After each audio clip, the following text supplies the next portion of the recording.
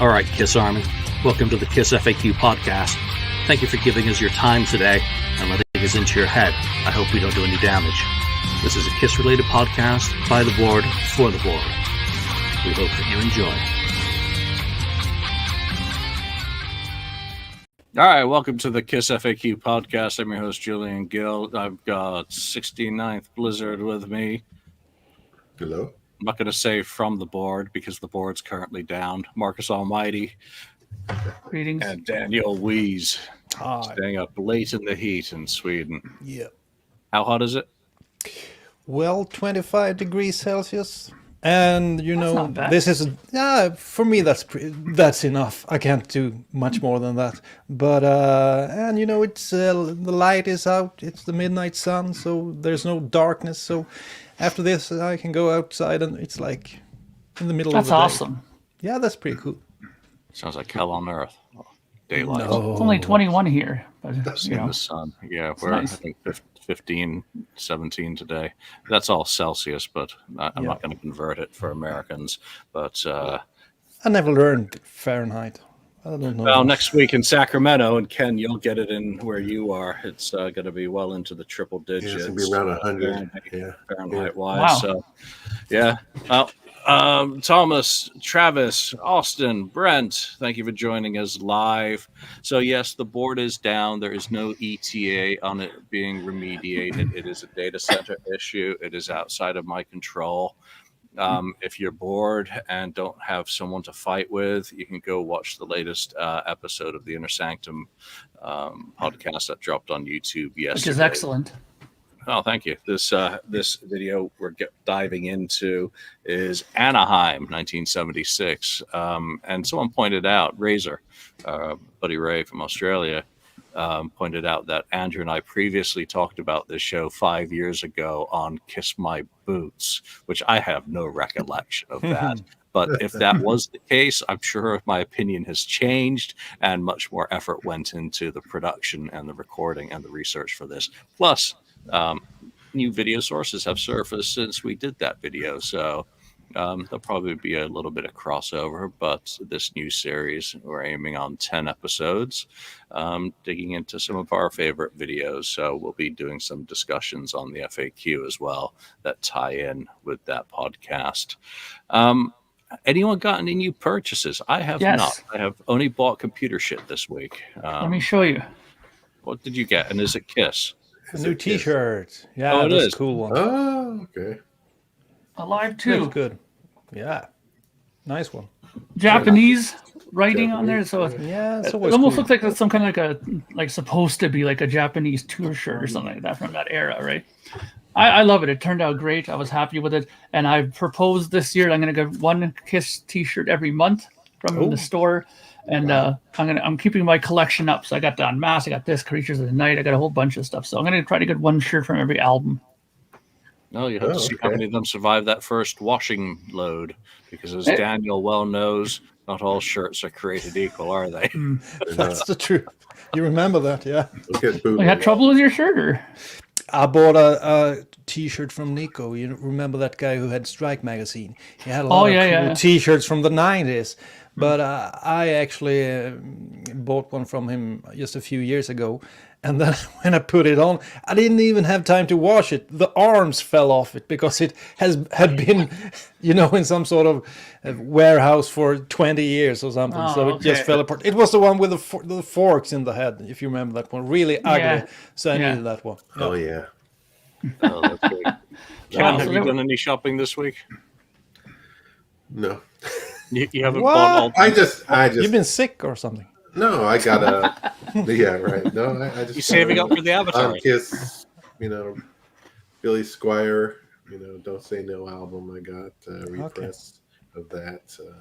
But that's about it, at least for this week. Let's jump into some topics. We did have some stuff set up, and not having the board is going to be really kind of fun. So we've screenshotted what we're able to, and that is just the way it's going to be. But I think, who was it that came up with the topic of what was the best thing? Well, Daniel, why don't you introduce that main topic? Yeah. Well, Ken actually had some good ideas that we might do later on, but I noticed that Julian wasn't too happy with doing the prep work, so I thought maybe I could issue an idea with a lot of less prep work, and that was the whole reason behind it. And also, I wanted to talk in a positive tone about the replacement players in Kiss, because most of the time you hear a lot of shit about Vinnie Vincent, and he did some great stuff for Kiss. And today we're going to talk about that, and also Eric Carr, of course, and Bruce Kulick, and maybe even Tommy Thayer and Mark St. John. I don't know. Yeah. Yes, so thank you to everyone else who's joined while we've been talking. Scott Hawk, AB, Angelo, Wolf of Nature, Austin. That's a second one for you, Austin. And Travis. So let's frame this and go in order of, influence of, let's start with chronologically. Yeah, chronologically. Yeah. And we'll start with the live show influence. And I guess we have to start with the first replacement member, Mark. And we're going to go first to you. For Eric Carr, what do you think his most important positive influence on the live show was following his joining the group in 1980?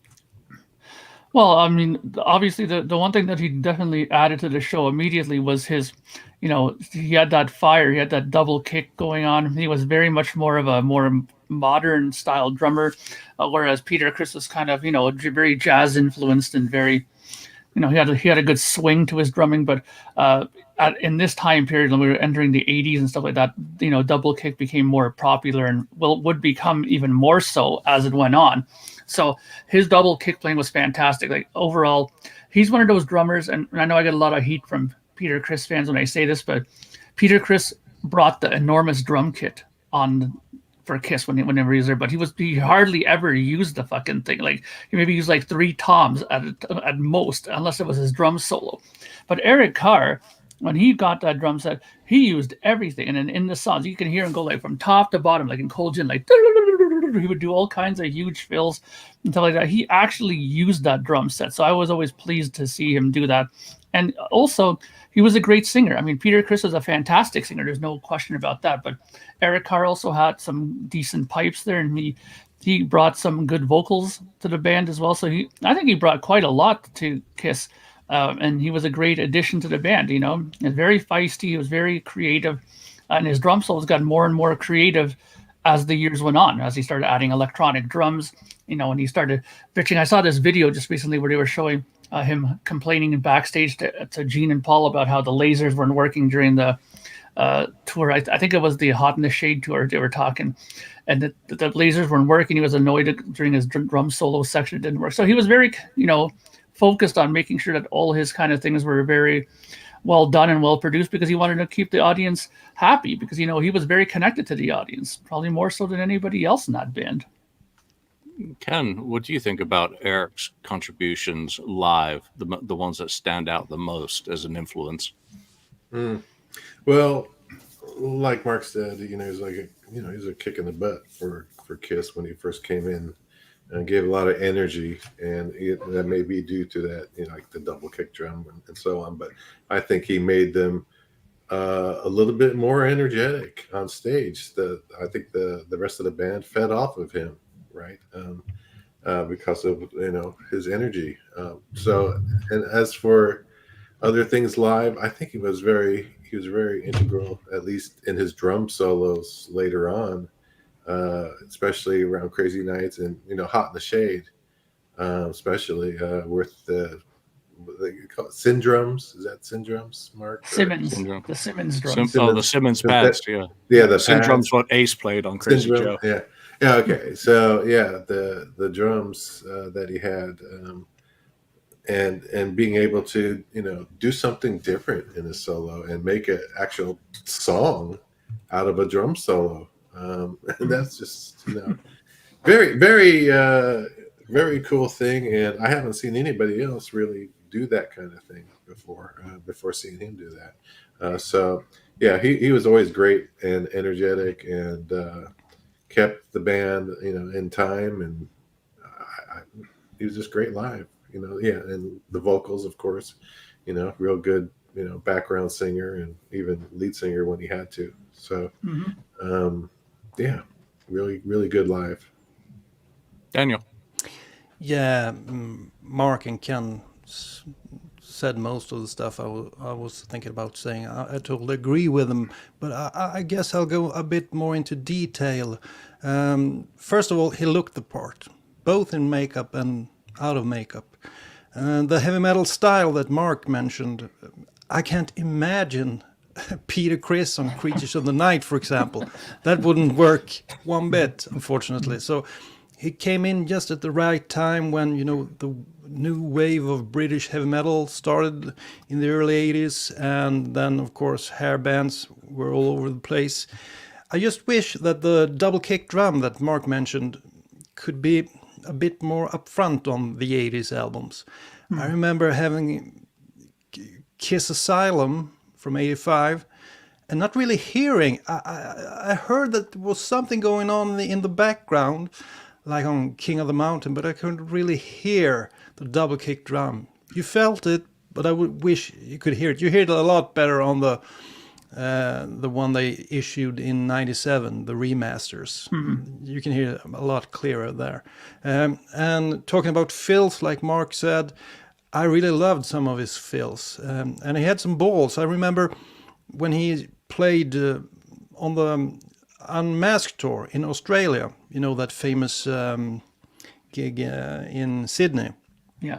He actually added a few fills on a song like New York Groove, which was kind of monotonous.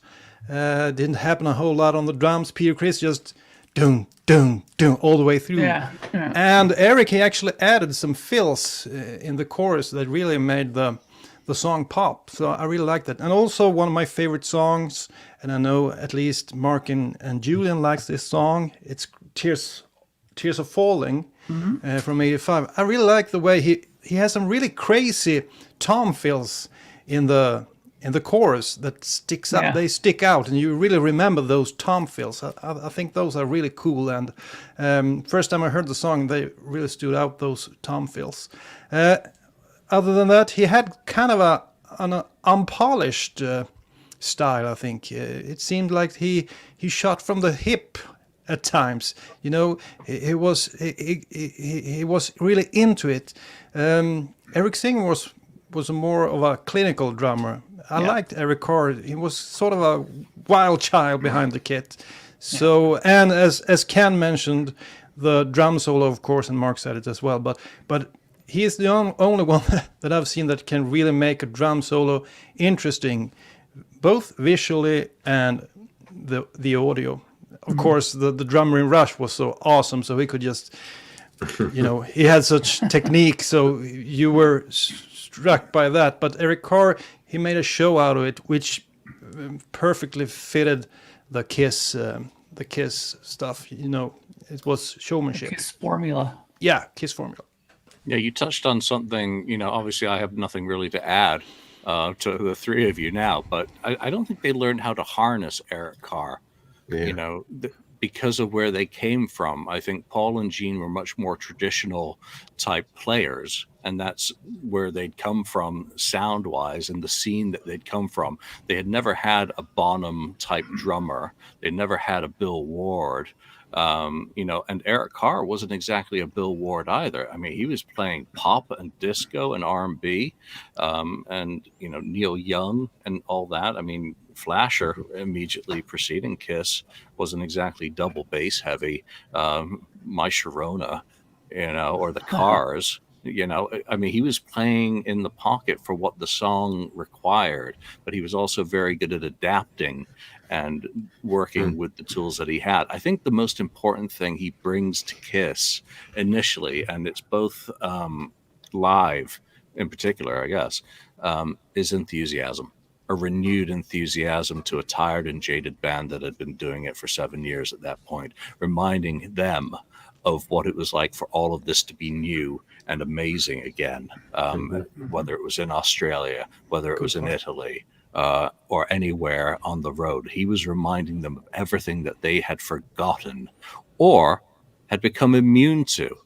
They just expected to be treated in a certain way. And here was this new kid, and he certainly wasn't a kid, he was the same age, who was absolutely blown away by all of it and just loved every minute of it. It could end tomorrow, right down to his audition. Let me get your autographs in case I never see you again. Just that fresh-faced, rather than being, I'm going to shoot a fucking Christmas tree, I'm going to crash a car, I'm going to go shopping to buy a vase, or Diana Ross is waiting for me on line 1.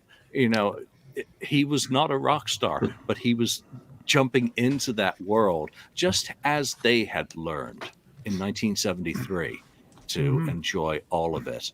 So I think that rejuvenated them in spirit, at least for a while. It was like a vitamin B shot.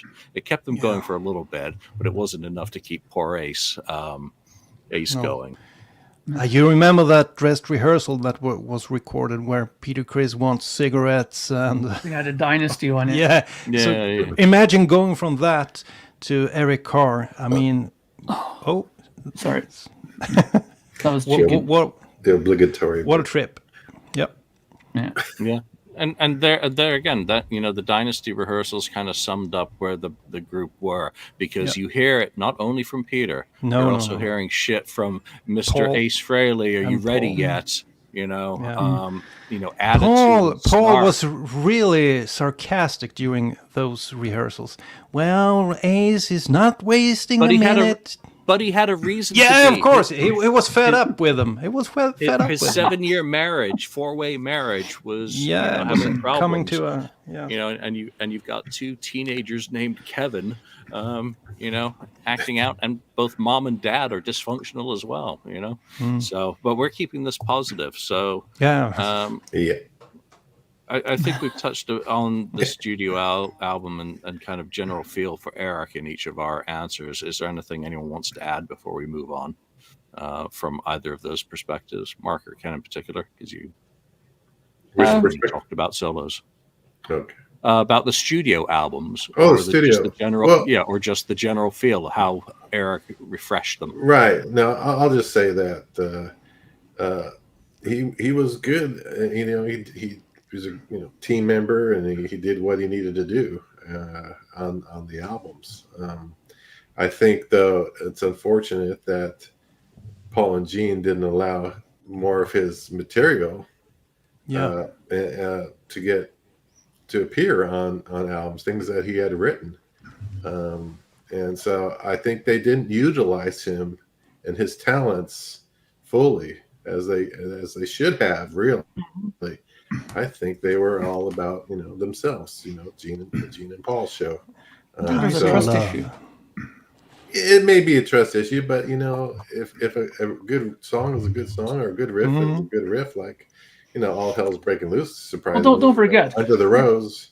You're talking about guys who are doing it now for a long time, who've gotten many gold records and stuff under their belt now at this point, and they're bringing in a guy who was, breaking his balls on the scene, playing in cover bands like crazy here and there, and wasn't really known, to be that big a writer. I don't think. At least they didn't ever really mention that.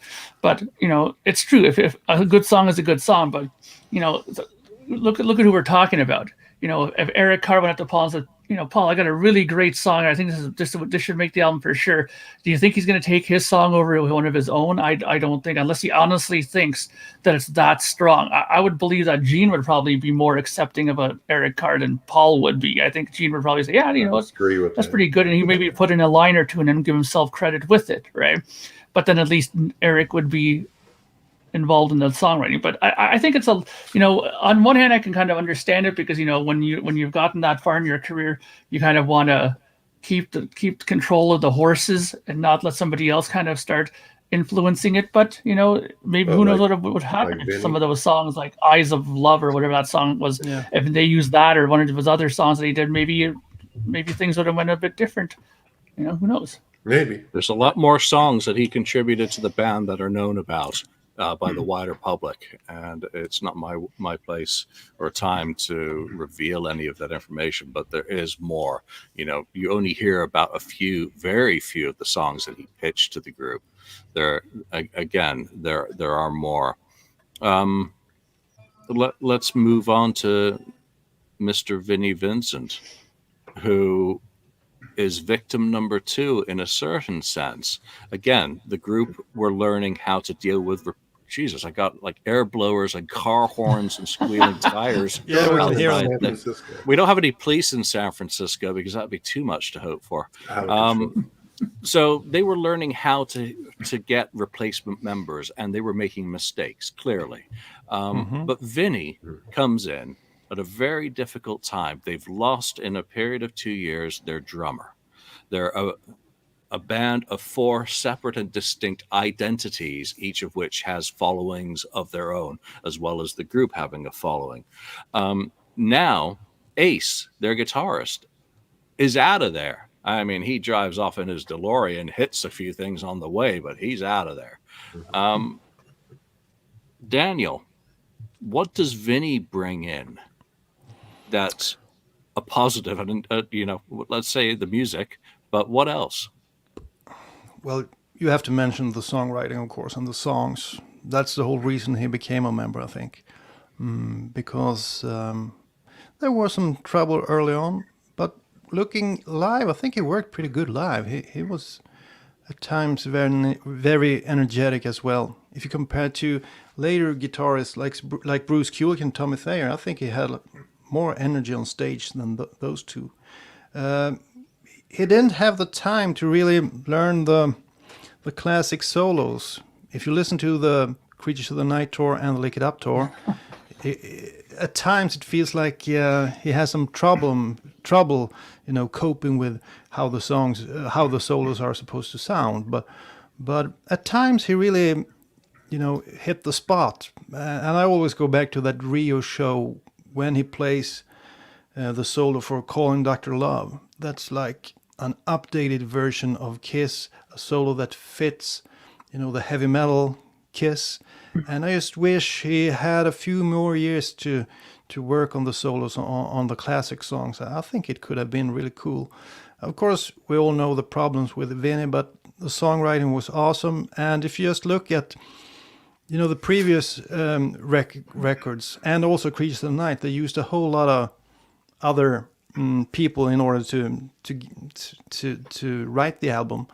On Lick It Up, there's no outsiders. And that's simply because Vinnie Vincent came into the band. If they had picked someone else, I think they would have needed to bring in more players. But there was something special about his songwriting in the early 80s. I mean, the stuff he brought in, like Exciter, Not for the Innocent, A Million to One. It's fantastic stuff. And you can also, if you look at the next record, Animalize, they need outside writers once again. So that's, of course, the biggest thing with Vinnie Vincent, the songwriting. Ken, Wolf of Nature has a comment that really is right up your alley there. He was tearing it up in concert in the moment of the show. I wasn't saying, hey, the solo isn't the classic solo. You were there. The rest of us boneheads weren't. So tell us how it used to be in the old days. In the old days, right? Take us back. I remember. Yeah, no, I do remember.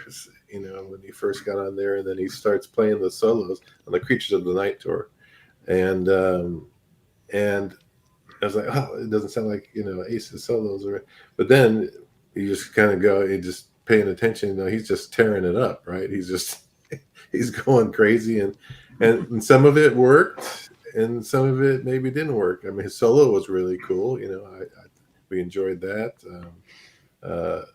It was like ear piercing solo that he did, but it was interesting. I mean, he was good live. He was energetic enough live, like Daniel said. Some of those solos could have been more like the original, the Ace, but it still somehow still worked, and they were they were really energized again, just from Eric Carr and now Vinnie Vincent. They were really, firing on all cylinders at that time, and real hungry. But as far as the studio stuff, yeah, he was kind of fell into the group by default because they couldn't decide on anybody. They couldn't just pull the trigger in and hire somebody else. So Vinny was there, was waiting, biding his time, just waiting, hanging around, and they just said, okay, let's just go with Vinny. Obviously, because they knew he could play and they knew he could write, and he helped them write, and he played pretty good solos, obviously, on Creatures. So, and then with Lick It Up, I mean, yeah, he did, probably wrote half the album himself, pretty much, So, and his solos were great on that he did, except for the one that they did use his on Exciter. But yeah, he was really solid. It's just unfortunate that I guess his personality didn't fit with Gene and Paul, and I think Eric would fit in with anybody, but I think it was just the Gene and Paul thing. They just wanted to control Vinny, and they really he wasn't going to be controlled. So, but he was great for the band at that time. It's too bad it didn't last longer. Yeah, I think you nail something, but in a different angle to how I look at it. And this is a positive. His clash of personality and the problems that Gene and Paul had with Vinny, I think, are a very positive thing for Gene and Paul, because, again, it goes back to them learning how to have replacement members. They made a lot of mistakes with Vinny, clearly, and they kind of let him get away, where who knows what could have been. I don't know whether I put as much value on his songwriting, because they had already righted that ship to a certain degree, and we can't go back and say what if, because it simply is impossible. But with the Kiss Killers, they had already brought people like Adam Mitchell into the fold.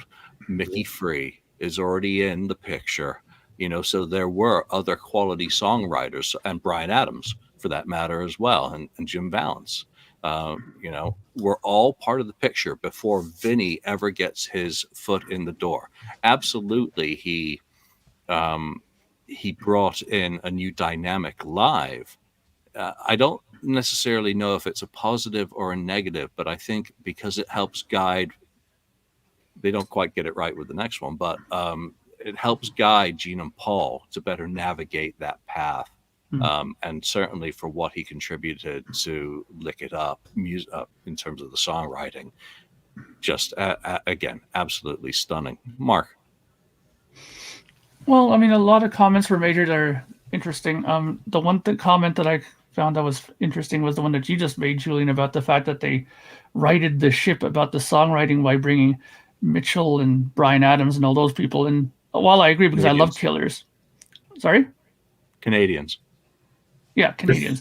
And and while I agree that I like that record, on one hand, though, I still have to think that Vinnie Vincent's writing was what they were looking for overall, structurally, and whatever you want to look at it, because why wouldn't they just continue using Mitchell and Bryan Adams if they were that good of writers? And they didn't. They went strictly to Vinnie Vincent afterwards for Lick It Up, and they didn't use those guys after again. I mean, who knows why? Maybe they were not available. Maybe they just, didn't want to use many writers again, or whatever. There's maybe hundreds of other reasons, but I'm sure if they were that integral to the change of the sound, then we would have seen more Bryan Adams written songs, I would think. But, I think they were happy with Vinny and what he brought as a songwriter to the band. I think that he definitely brought a different dynamic to the live performance. His guitar solo was definitely something different than what Ace was doing. I mean, there was a time period when he was using that violin bow on stage, and I think he dropped that whole shtick after a while too, when he was doing that on stage. But look, he had all the potential to be up there with Eddie and all these other guys, because he could do the speed, he could do all that stuff, but he just didn't have the same melodic sense that those guys had. his biggest concern was just flying 100 miles an hour up and down the neck, and that was about the end of it. But anybody at that point could have did that. I think that he was at the right place at the right time. I mean, didn't he say that he was hanging out at the studio all the time, even if they didn't need him? He wouldn't go away. Yeah, exactly. So I think that worked out to his advantage, that he was that kind of personality type, that he kind of weaseled himself in almost by being around all the time and making himself available to stuff. I mean, well, he played the game, because he signed the touring contract, but he never signed anything else. So he always had like that piece of bait. It's like, come here, Gene, here, Paul. I'm over here. Ooh, look over here. Yeah. So I mean, on one hand, I know we're trying to keep it all positive. But I mean, look, Lick It Up was a great record. It was one of the ones that turned them completely around. They were played on, Much Music and MTV a lot. That, Lick It Up and, All Hell's Breaking Loose were played a lot here in Canada. I mean, I remember seeing it all the time on here. So, credit where credit is due. And he wrote a lot of those songs on that album. So obviously he knew what he was doing, but he needed that guiding hand, to keep it within the Kiss realm, right? Because we see what happens when he has no control on the Vinnie Vincent albums. It goes a little bit haywire in spots, right? So, but he had, I keep saying it, he had potential. I mean, he had the technique, he could do it, but it's just something up in his mind was telling him that it was more essential and more vital to go crazy on the guitar than to make solos that people will remember. Just real quick, Mark hit the nail on the head there. I listened to an interview with one of the Appice brothers, the one who played with Vinnie. I can't remember. Carmine. Yeah. Carmine. Okay, Carmine. And he said that he had heard Vinnie do some phenomenal melodic stuff on guitar. And he asked him, "Why don't you play like this, Vinnie? This sounds great." It's too easy. It's too easy. So of course, as you said, Mark, it was something psychological for Vinnie. Yeah. It was his mind playing tricks on him, unfortunately. He had the ability, but he never utilized it, unfortunately. Yeah, I don't know about Vinnie and the ability to be an Eddie Van Halen. Vinnie strikes me always as a guy who was trying too hard to be Yngwie without the melodic sense that Yngwie or Eddie had. Plus, his roots were very much blues. I mean, look at who he was playing with in the 70s. I mean, he was playing with Edgar Winter, or Johnny Winter, pardon me, and then Carmine and Rockers. And Treasure. He was doing blues stuff when Eddie was taking apart guitars and building them and all that. So I don't know how much I put into that he had the capability, because none of his stuff strikes me. You listen to Cacophony, Jason Becker, Marty Friedman, Paul, what's his name from Racer X, Paul Gilbert. Paul Gilbert. Yeah. You listen to some of the true shredders, Vi, and Satriani for that matter. They have a very distinct technical ability and melodic sense, even if that melodic sense is a little bit off the wall in terms of time and dynamics and attack. So Vinnie never struck me as that. He was like, but I'll say this though, up with a lot of what he was hearing. Yeah, no, I totally agree with what you're saying. That all those guys you mentioned that had something very distinctive to their playing that you could pick out right away. Paul Gilbert, Steve Vai, Yngwie Malmsteen, all these guys. And that was Vinnie's downfalls, that he didn't have really something that made him stand out. I mean, if he thinks that, being a jar thing made him stand out, then that's not really, to me, an identity. But the thing is, though, Eddie was a bluesy guy. He liked Cream. He liked all that stuff, too. That was one of some of his earliest influences was Cream and stuff like that. So there was a bit of blues in Eddie as well. But you're totally right, Julian. I mean, I think that his biggest flaw was that he didn't try to nail a set style that people can say, that's Vinnie Vincent. Whereas you could do that with all the other people that you mentioned. I think he should just have continued playing like he did on Creatures. I think he did 4 solos: Satan Sinner, Keep 'Em Coming, Killer, and Danger, and also I Love It Loud. Maybe War Machine, I don't know. But they're all great. It didn't need to be Yngwie Malmsteen or Eddie Van Halen. He was on the right track, but unfortunately, with his own solo albums, he tried to just play fast, and it really didn't work, I think, on those albums. Yeah, George Lynch, love early Dawkins. I throw him in with that, all that LA type guitars from the early 80s, Mark Kendall, Warren DeMartini, yes. those guys who are all good players, but not in the same league as Paul Gilbert. Mark St. John, and here's where we have to be positive. And we remind ourselves, because even though he's such a blip on the radar of history, I'm going to start with you, Ken. To how did he positively influence? We'll have to exclude the live show because he was there so briefly, but the studio albums and maybe general feel in the band as well. Yeah, that's a hard one. All I know is when we first got Animalize, those solos were kind of just crazy flying. It wasn't under control. It was kind of, a lot of it was out of control. I think, there's the stories of Paul had to kind of rein him in to say, you can't, just don't go. Faster is not always better. Being the fastest, because Mark has, I guess, had said, a lot, but I can play faster. I'm faster than anybody else. But that doesn't make you makes the solo or whatever structurally pleasing. Sometimes it's just too much. So what we got on there was some blistering solos, and some of them were pretty good. And I think Paul had to tell him, no, do it like this or that. But he was the new guy, and I remember I thought, okay, well, I'll support this guy. He's the new guy in the band. Vinnie went off solo, and here's Mark St. John, but I went to the Animalize show, and there's no Mark St. John. It's now Bruce Kulick. It's like, we got another guitarist. So for the standpoint that he came to the band, they chose him, and he did some cool solos on that album. There's nothing else you can ask. It's too bad that I guess his he had the hand, what's it called, writer syndrome or whatever it is, right?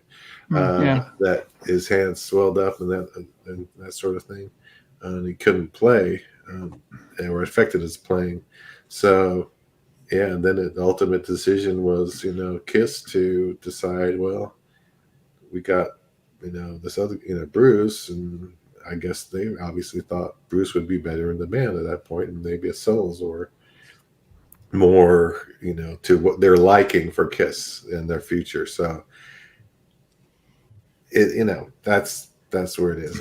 You can't really say anything negative about was he a good guitar player? He was a guitar teacher, and I'm sure he was great.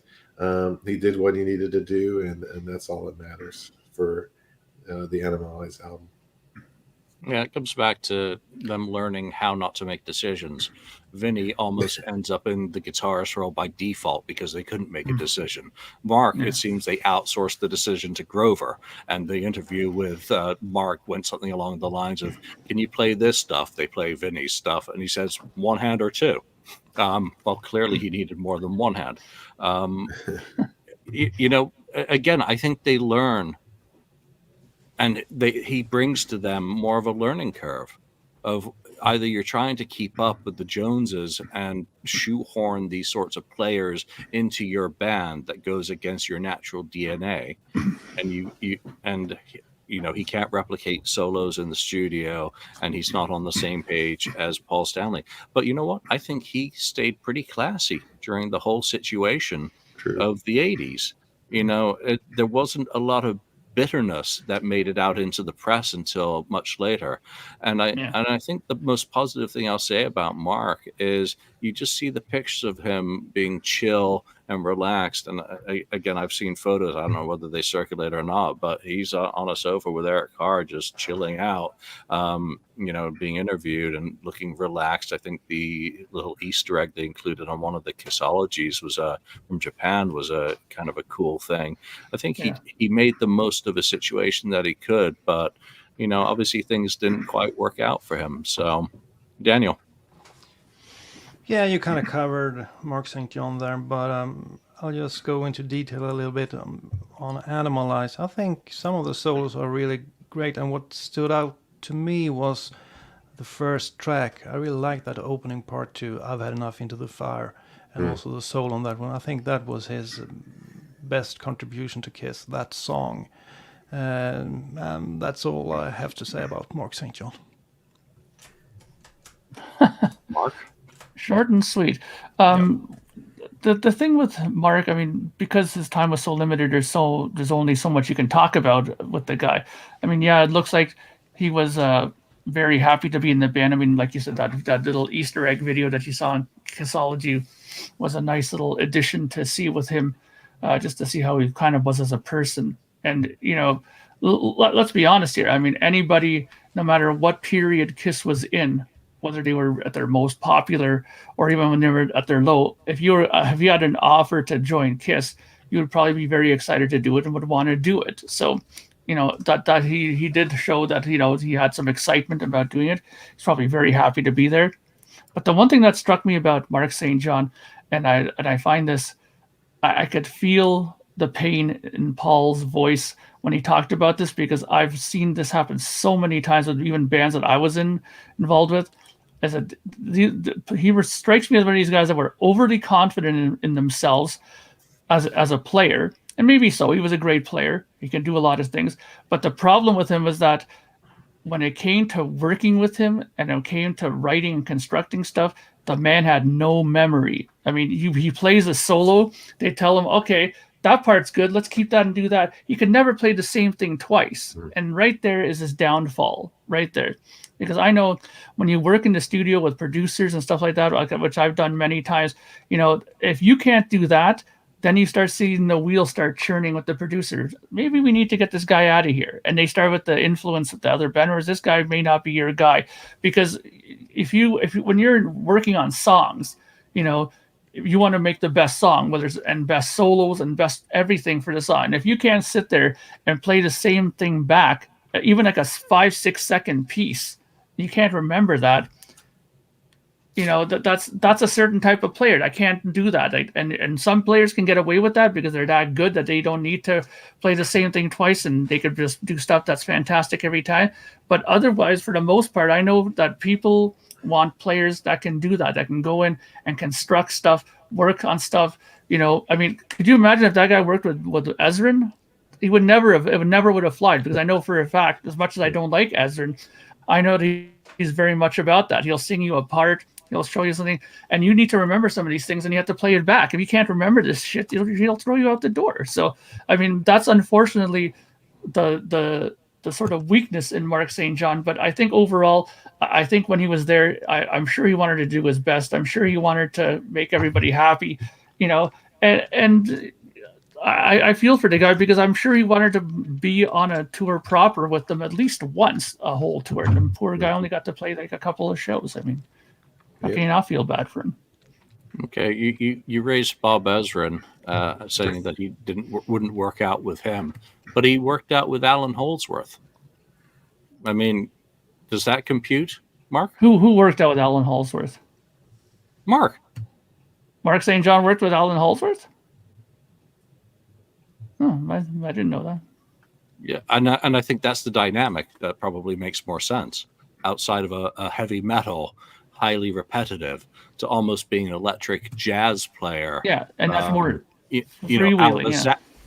out of the Zappa mold. But then again, Zappa was very transcriptional and logical. It does make sense musically. I mean, Vi did his transcriptions and all that stuff for him. So musically, it makes sense. But even if it doesn't make sense taste-wise to every ear.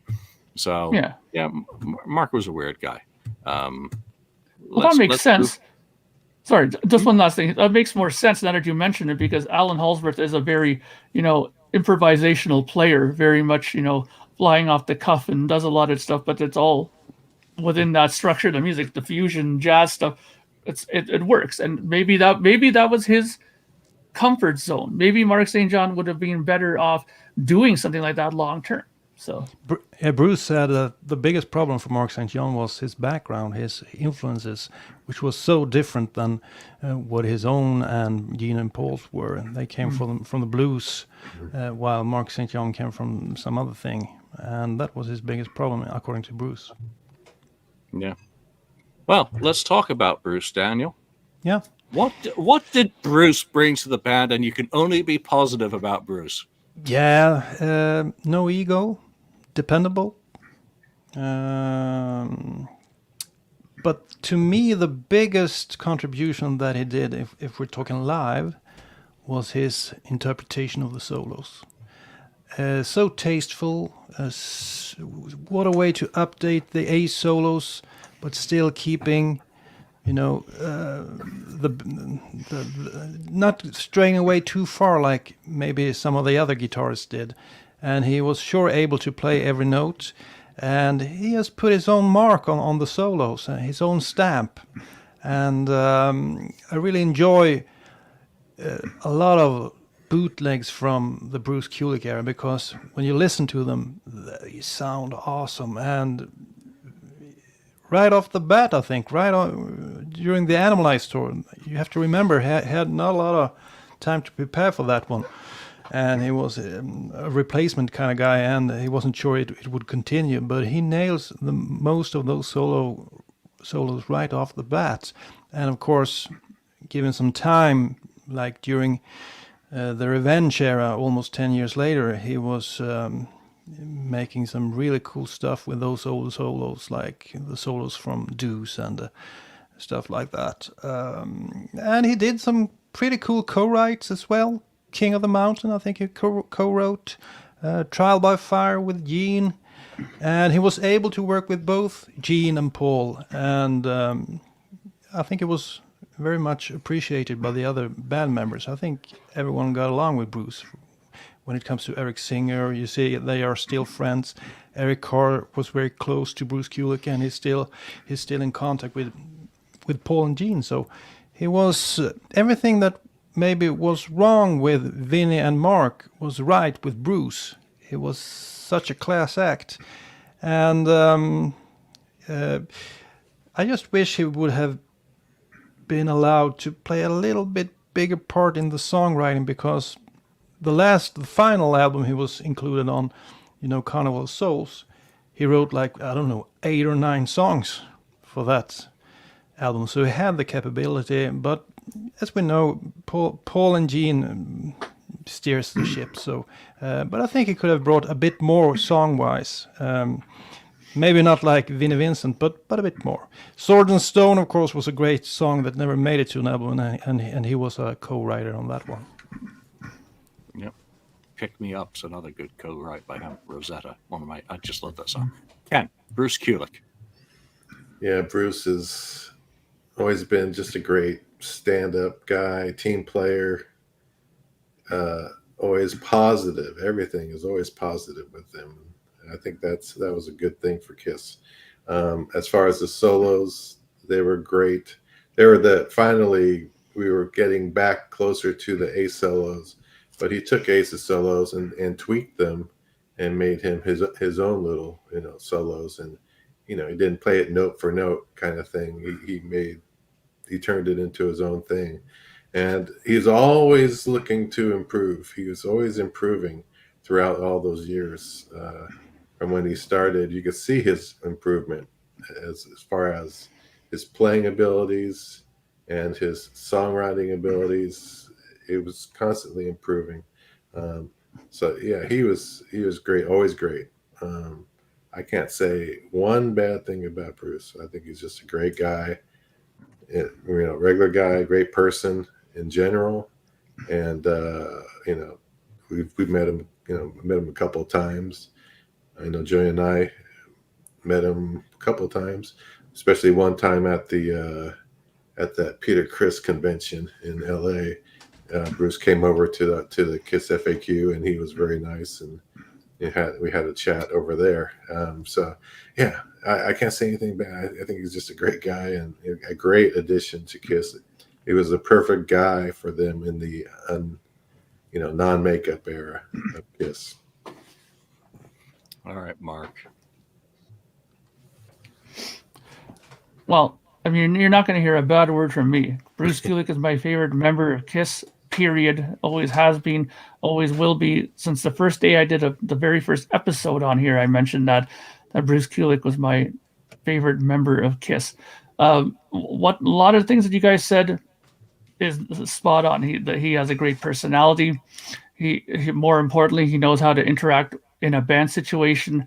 And that, to me, and I've heard this from so many different musicians that I know, or even bigger musicians that I've had the pleasure to talk to, is the fact is any band leader or a band will take a guy who's maybe not as talented but gets along with the band over that. Like, they'll take that over talent 10-1 because you have to be with this guy like a lot at a time. If you're in a big band, if you're going to be on the road for 10 months, you want to be with somebody who you can get along with, who you can jive with.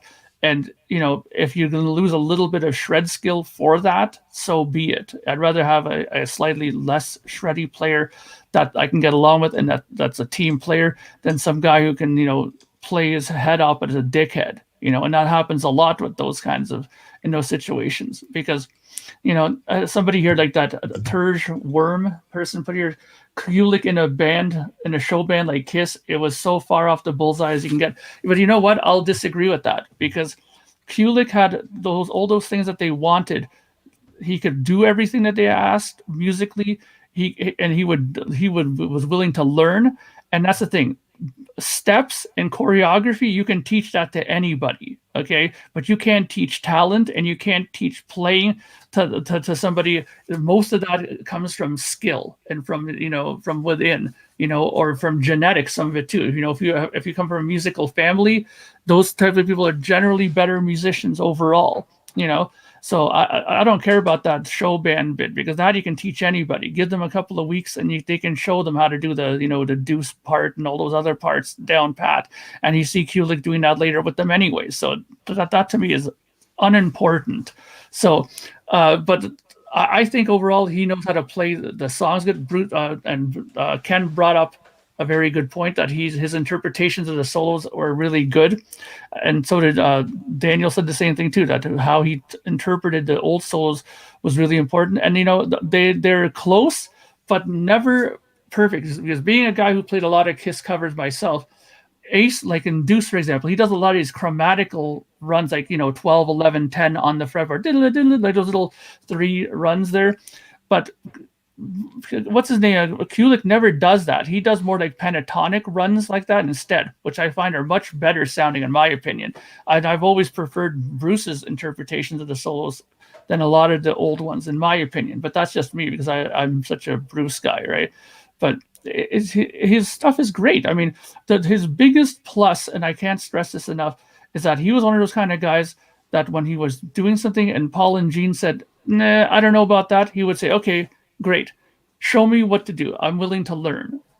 And that right there won them over 110%. And he had that advantage too, because don't forget, before he came to Kiss, he was in Meatloaf, right? He was playing in Meatloaf. And there's another situation where you had to learn stuff, do stuff a certain way. You have to play the songs this way. So he was used to that sort of mentality already before he went into Kiss. So I think all those things worked out, and overall, I can't stress it enough. His personality, his mindset, and his approach to music is what made him the perfect guy, and why he was there so long. Yeah, I think you nail it with his personality. I think he's the equivalent of Eric Carr to a certain extent, that he's a non-ego. And that's why Bob would not have been a good replacement, because Bob was an ego. Forget the follicle challenge there. Bob was an ego. Bob was very distinct in what he felt. And, obviously there was history as well. A friction had developed in 1982 when he's helping them. So Bob would not, I don't think, have been the the right choice. I think Gene and Paul were at that point just besides themselves, and we can't keep doing this shit every year. We're becoming a laughing stock. I mean, it looks like we're the problem. Well, yeah, you were, but Bruce comes in and he plugs that gap. He's got the toolbox to play in a style that meets their requirement for the mid 1980s without going too far either side of the direction that they have decided that they're going to take sonically. And he's willing, and when given an opportunity to co-write, he jumps at it. He's got ideas, but he doesn't get all upset when he's rejected or redirected.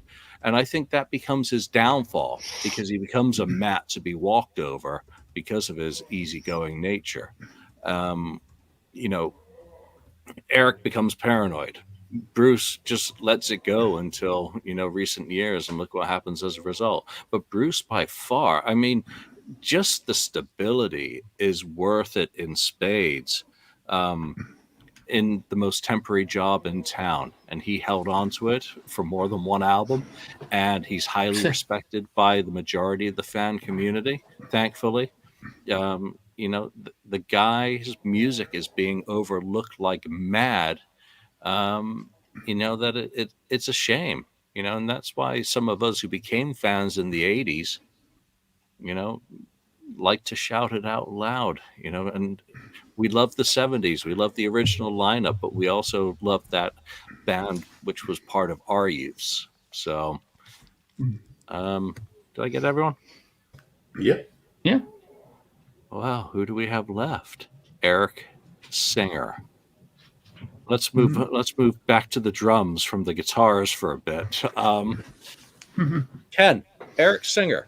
What's the most positive things you could say about his influence on the band, the sound, the live, the studio? Yeah, well, in his first tenure with the group. His first tenure was, definitely. He was great. When I first heard Eric Singer, I remember seeing Eric Singer when I saw the Paul Stanley solo tour '89. That was my first deal with that. And then when Revenge comes and it turns out he's going to be the replacement for Eric Singer. I mean, for Eric Carr. Eric's the two Erics. But I remember doing the meet and greet a couple of years later after Revenge and saying how great drumming he was. How great he was on Revenge. I thought he was fantastic. So he was different than Eric Carr, but he was a solid, more technical drummer than Eric was. Eric was kind of more free, in his playing, and Eric knew the little technical things, and he grew up, I guess his father was a musician, right? So yeah, he was always great. Great as a band member, always there, even after they got rid of him one time to go do the reunion tour, and then they come back later on. He could have said flat out no, because he was pissed that he, got dropped. I think at that point. So he was good enough to come back and continue with them down, in the makeup era. And met him a few times. Really, really pleasant guy, great guy, funny guy. Another class act of a guy, and obviously a great team player in the band itself, so, and can sing obviously too. Very good singer. So I can't say anything bad about it. He's another great guy, great drummer. Was perfect for the Kiss for that era, the later era. Daniel. Yeah, Ken kind of covered it, but personally, I think Kiss had learned their lesson, with all the drama with hiring Mark St. John and Vinnie Vincent and so on. Eric Singer actually got a test run, so to speak, with Paul Stanley in '89 on his solo tour, so they knew what they were betting on. They knew that he was dependable. They knew he could, do the chops, and I think that's the big reason why they trusted him and hired him. So good for Kiss. They learned from their mistakes. And when I heard Alive 3 with Eric Singer in '93, that actually made me want to play the drums. Because much like Bruce Kulick, like you mentioned, sort of interpreted the old solos, Eric Singer was great at interpreting Peter Criss's drumming. You know, keeping the good stuff and adding more to it without straying away too far. So Parasite and Deuce and stuff like that, they are awesome on the Revenge tour. And other than that, he was professional, dependable, clinical drummer. But another thing that Ken didn't mention is, when I think of him, I remember watching those conventions, getting videos from those conventions in '95, that convention tour that Kiss did, Unplugged. And, you know, the audience shouted out different sort of songs, and sometimes they tried old songs. And even though Eric Singer never played the drums, he knew them. I think that was very, very professional of him. Yeah. He had learned the old stuff. He was, I think he was a fan in the early days, but he must have gone back and listened through the albums, because he nailed some of those deep cuts on the convention tour, and I really appreciated that. Bruce Kulick had a hard time with some of the old stuff, but Eric Singer knew them by heart, so I think that was a cool thing with Eric Singer. And actually, he also introduced the stick twirl in Kiss. Eric Carr never did those, so immediately when I saw that Detroit '92 concert, I went home and I started practicing the stick twirl. So it was a big influence for me personally. Stick twirling and playing. Yeah. Very important, yes. Yes. Showmanship. Hey, can you believe that Tommy Aldridge has an instructional drum video, and one of the lessons is actually drums twirling? That's an actual lesson in his instructional video. I thought that was the most ridiculous thing I've ever seen. But anyways, Tommy Aldridge is a great drummer, though. I won't knock him at all. Yeah, awesome. Eric Singer, to me, it has very many similar attributes to a Bruce Kulick. Professional, easy to work with. I mean, how many times did Gene say that, you know, just having him around brought the spirit of the band up, you know, and that in itself is one of the biggest things you can do in a band, because sometimes when you're in a situation of replacing somebody, it's never been a good situation when that happens. Most bands don't want to replace people unless they absolutely have to, right? So to bring the spirits back up with the band is a great thing. I think I've mentioned this before a couple times. The drummer in my band that I was in for a long time, my good friend Jerry, he was not a Kiss guy at all. He was not a big fan of Peter Criss. The minute he heard Revenge and he saw Alive 3, he was an immediate fan of Kiss. He was a huge fan of Eric Singer, because prior to Kiss, he was a big fan of Badlands. He loved Eric Singer and Alice Cooper when he was with Cooper as well. I mean, as far back then, he had the skills already back then. You know, he was a fantastic drummer already back then. I mean, I was a big Alice Cooper guy, and when he was on some of those videos I got from him, like Brutal World and Brutal Planet or whatever, just fantastic stuff with him on drums. So he brought that over. One of the things that took a little getting used to for me, but this is the musician part of me talking, is Eric, back when he first joined them, he constantly had his hat going all the time. If you watch when he's playing, his hi-hat was always counting, constantly counting. And that's something that most session drummers and stuff like that are taught to do, like to constantly keep the meter when you're drumming. And like that's not easy to do, but just to keep your hat going like that, and then doing all these fills and catching all these things and stuff, and you're still keeping that steady meter.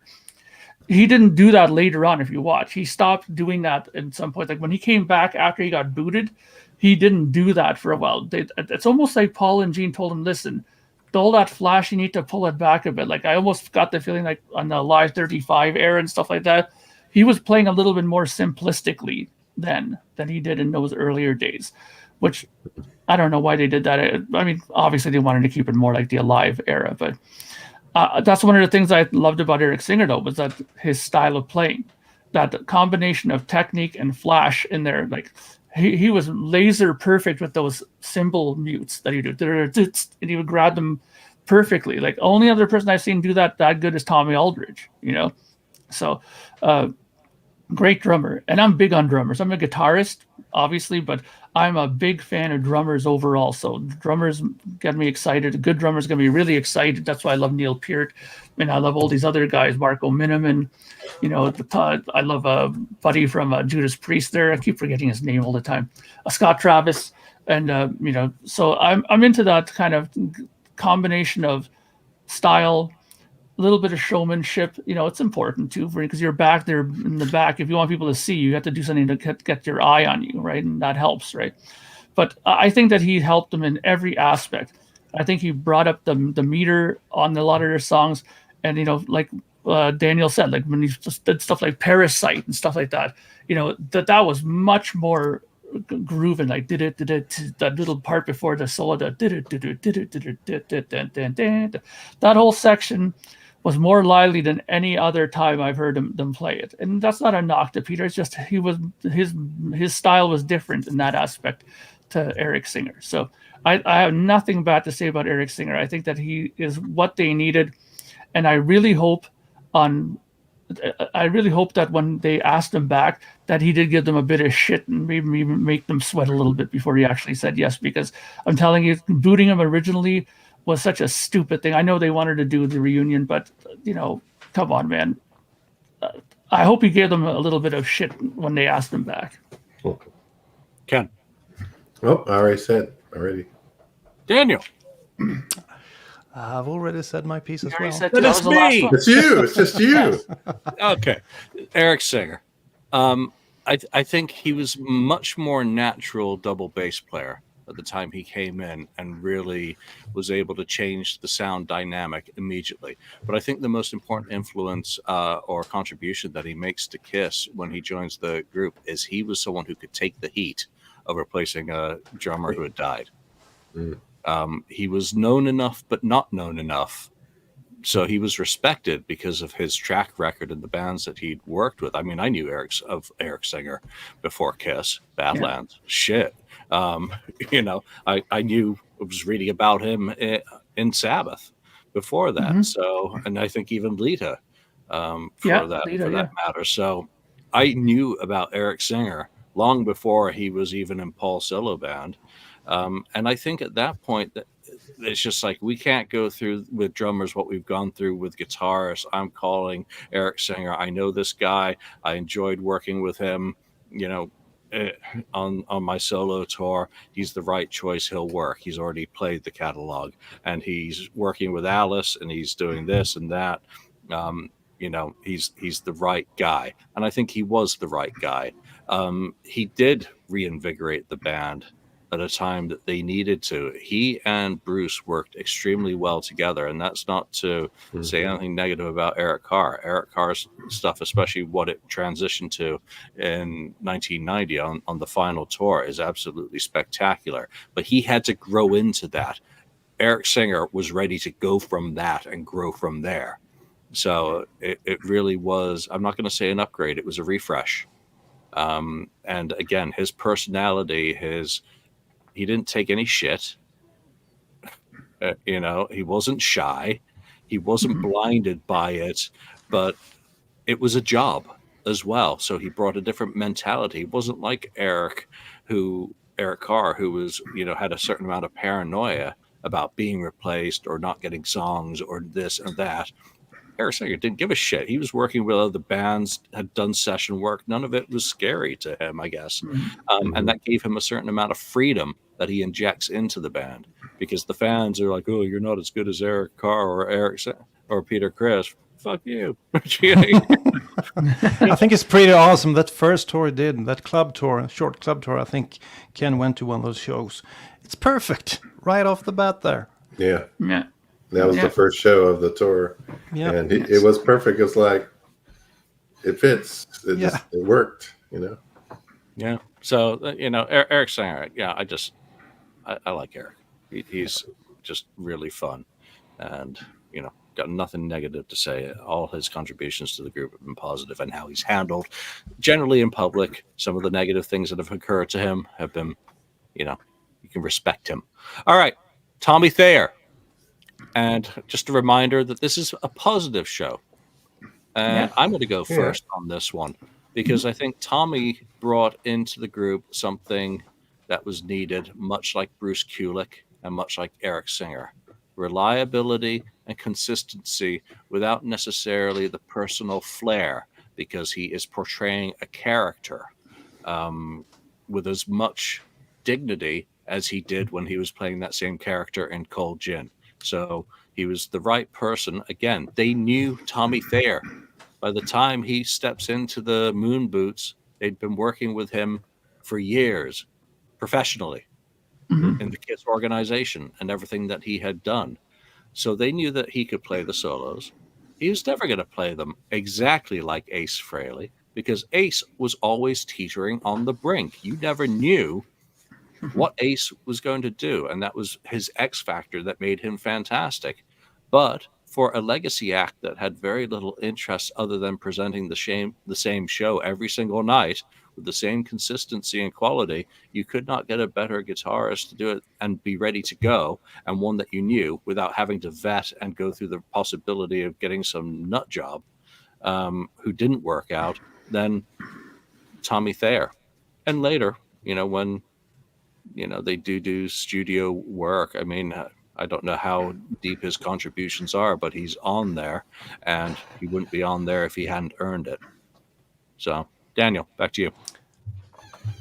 Yeah, that's the main thing with him. Consistency and KISS, going to known players, continuing the same path they did with Bruce and Eric, of course. So they knew what they were getting. He did a great job on the convention tour with them, and he was humble, nice, and I think he must be kind of smart as well, because running that convention tour, and he also did some videos for KISS, some editing, I think, and so he was multi-talent. And as long as they played the classic stuff, it sounded great with him. Then they, did some Creatures of the Night stuff, and So great addition, and he was really the perfect choice. I wouldn't like to see Bruce Kulick, wearing Ace Frehley makeup. So I think it was the correct choice to pick another guy. You couldn't, you couldn't get Buckethead either to wear Ace's makeup. You couldn't bring in someone else. No. Buckethead. Buckethead. He was in Guns N' Roses for a time. Yeah. Great guitarist, though. Yeah. The only criticism of Tommy musically is he sure couldn't do the Unholy solo. Mark. Yeah. I mean, all the things that we talked about complimentary to Eric Singer and Bruce Kulick is present with Tommy Thayer tenfold. I mean, like Julian brought up, one of the most important things about him is that they were very, very comfortable with him as a person within their world before he even played guitar with them. He helped Paul and Gene with many things behind the scenes. He even prepped those two guys to play their own material, for crying out loud. I mean, come on, man. Ace didn't remember half the stuff he was doing for the reunion tour. Peter Criss had no clue what he did back in the day on drums. And if it wasn't for Tommy Thayer, you would have no reunion tour, people. So give him some credit for that at the very least. Okay. And people can see whatever they want, that about the last couple of years were dull or just that, and it was backing tracks. You know what? All that shit doesn't matter to Tommy Thayer at the end of the day. The end of the day is Tommy, Paul and Gene said, we're doing this. He just says, yes, sir, no problem. I'll be there. What time do you want me there at practice? And that's what they wanted. And he did a great job. And you know what his reward was? He has a really nice multi-million-dollar house. He has a nice car. He has money till the end of his life now. And, he got a bunch of really cool model guitars that Gibson made for him, endorsement guitars. And, one of the things that he also got done that Ace never got done, they had a Tommy Thayer signature amplifier. I didn't see no Ace Frehley model amp ever come out, so I'm not trying to knock Ace, but I mean, here's a guy who they always say, oh, this guy's nothing, but I mean, he's a very, very smart business person, and I know Daniel mentioned that too, that he is a smart business guy. He knows what he's doing, not only on stage, but behind the scenes as well. And a lot of the stuff that, Kiss needed to have working to survive as a band, he helped with, those convention tours and all those things that he helped set up back in the 90s. We have to thank him for that, and the reunion tour probably would never have happened if those things happened. So he gets a lot of praise, or should get a lot of praise, even just for that. And his playing is very good night after night after night. I've seen very many videos of Tommy Thayer playing with them live, and he plays fantastically. One of my favorite videos that I watch is the Sonic Boom Over Europe video, and he does a great job. Him and Eric Singer are really, to me, the stars of that show. They play well. Even Gene was really good in that show as well. They all were, but those guys. Well, no, but I mean, I think from a technical aspect, I mean, Gene was really good. He sang good. I think his voice has always been very strong live, Gene. But Tommy did a great job, and I mean, could you imagine going through 5 years of Ace and Peter, and not knowing what kind of a show you're going to have each night with those guys, to going with Eric Singer back in and Tommy Thayer, and knowing that you can get up on stage with a sigh of relief, and knowing that you're not going to have some complete catastrophe happen on stage or a train wreck happen. So hats off to Tommy Thayer as well. I know people say Ace is my favorite, or Ace is that. And Ace is great. Without him, there wouldn't have been Kiss, that's for sure. But from all the points that matter long term in a band, he's just not the guy I would want in my band, for sure. Ken, the final word goes to you. Well, you guys all said it all pretty much. Tommy has been there from way back, from when Gene met, I guess back when they toured with Black and Blue, or when Gene produced Black and Blue and all that stuff, and then he was working for them, wrote songs with them for Hot in the Shade, and then continued to work with them throughout the years, until finally, getting that chance to become, Ace's replacement. And no one knew for sure how that was going to go, but it was kind of like, oh, really? But it turned out, even just right from the start, he played the, Ace's solos, spot on, pretty much. It was, and that's what people mostly, the classic fans, I would say, wanted to hear the original Ace solos, because they hadn't heard them played that way in a long time, and he was playing them that way, and so he knew his stuff. And the other thing about him, and including Eric Singer, he tried to get Gene and Paul him and Eric would try to get Gene and Paul to play other songs, old deeper cuts and stuff like that, for either for live shows or for at least the Kiss cruises, which is good, because they knew the history of Kiss, and they kind of had a better feeling of what the fans, because they were fans of Kiss, so they knew kind of what the fans wanted, and so they helped, I think, push Kiss to, Gene and Paul, that is, to go ahead and try, pulling out some of those old songs that they never played, in forever, never played, or been a long time period. So he's just been great guy, perfect guy to fit in the band through the last 20 some years or whatever. Always a nice guy. Met him it's just the one time I met him, I guess, when Julian and I was backstage, but yeah, just well, maybe I met him again another time, but anyway, nothing, can't say anything bad, just a real good solid player, and dependable, definitely dependable. So Well, there we are. So that is the hot takes. Well, there aren't any hot takes. That was a very positive episode about the best thing about the replacement members. How did they influence the live show, studio albums, general feel in the band? We go through each member and focus on positive contributions. So that's a bunch as we see it, as we call it. You may agree, you may not. What are some of the positive things that each one of these replacement members, or any of the replacement members that you wish to pontificate on, brought to KISS? Again, it goes back to Gene and Paul and how much they were able to and how they fit in with the architecture that the bosses come up with. So that is the show. Chime in wherever you've listened to this, but for now, we thank you for joining us.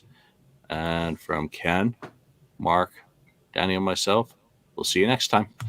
Thank you for spending time listening to the KissFAQ podcast today. All sales are final. There are no refunds. If you'd like, look us up on Facebook or come over to the KissFAQ message board and discuss the topic we broadcast today. Don't forget to rate us on iTunes, Spreaker, or wherever you've listened to the show. We hope you'll join us again.